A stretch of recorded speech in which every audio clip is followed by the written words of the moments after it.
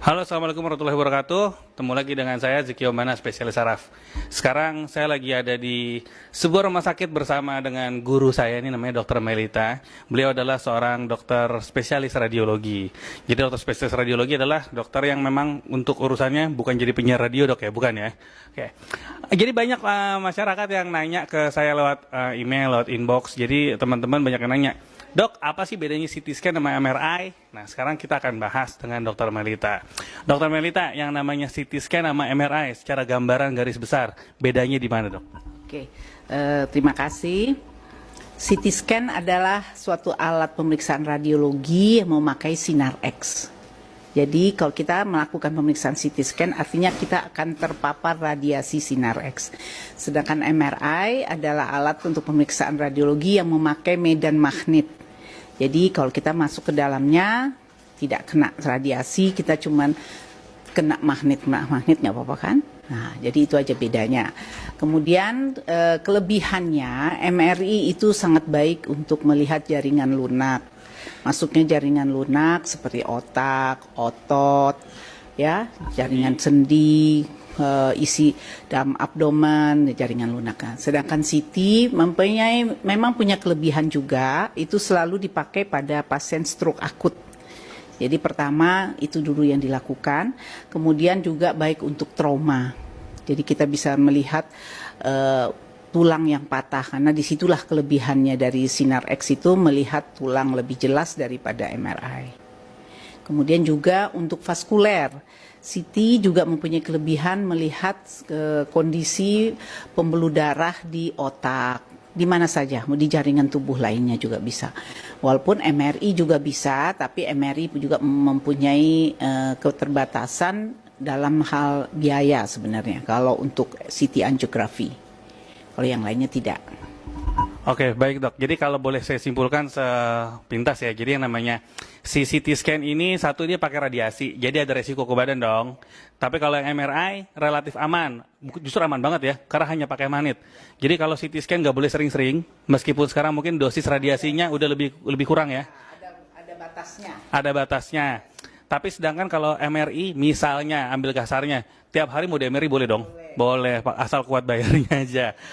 Terus kalau yang CT scan nih, apa tuh? Orang hamil di bawah 6 bulan, kita tidak recommended untuk MRI.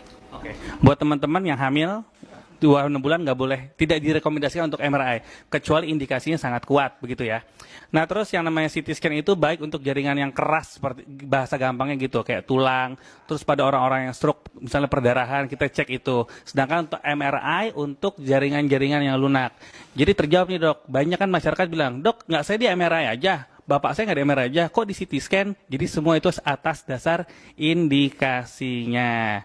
Terus dok, satu lagi dok nih, misalnya, kan selama ini banyak nih masyarakat yang mitosnya, entah ini mitos atau fakta ya, daripada saya tebak-tebak dan masyarakat juga dapat info yang salah, saya tanya langsung sama pakarnya nih.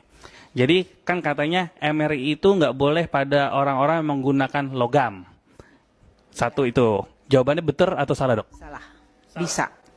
Tuh, jadi yang pakai logam bisa. Logam yang terdiri dari titanium. Logam yang titanium. Kalau besi biasa nggak bisa. Kalau dia titanium bisa. Kalau orang-orang yang patah tulang pakai pen? Kalau dia dari titanium boleh. Jadi sejak tahun 2000 ke bawah, jadi 2000 sampai sekarang itu pen yang dipakai oleh ortopedi atau oleh ahli bedah lainnya itu sudah adalah titanium. Jadi bisa masuk ke dalam ruang MRI. Kalau alat pacu jantung? Bisa, asal dikontrol. Jadi sebelum pasien masuk ke ruangan MRI, nanti mekanik dari pacu jantung itu akan merubah sinyalnya sehingga tidak mengganggu, tidak terganggu oleh sinyal MRI. Nanti setelah selesai akan dibetulkan lagi seperti semula. Jadi itu mitos ya, semua bisa dilakukan, ada caranya lah intinya. Oke, terakhir Dokter Melita, satu lagi, banyak masyarakat yang agak-agak parno ya, jadi klaustrofobik, takut ruangan sempit kalau dia mengalami MRI. Kira-kira ada tipsnya nggak? Dan apakah semua MRI harus model masuk terowongan kayak gitu? Sebenarnya dengan alat MRI yang baru sekarang lebar terowongannya 70 cm. Ini seperti kami punya itu 70 cm. Jadi luas, besar, tidak terlalu persis sempit. Zaman dahulu mungkin memang kecil kecil. Dulu sampai 50 cuman bornya itu, sekarang 70. Dan biasanya selalu harus tabung karena disitulah magnetnya ya.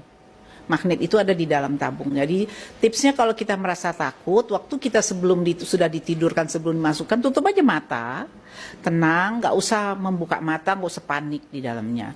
Jadi relax. Biasanya kami pasangkan musik untuk menemani pasien-pasien di dalam MRI. Atau kadang-kadang murotal, boleh minta, boleh pilih. Mau murotal atau musik rock boleh juga.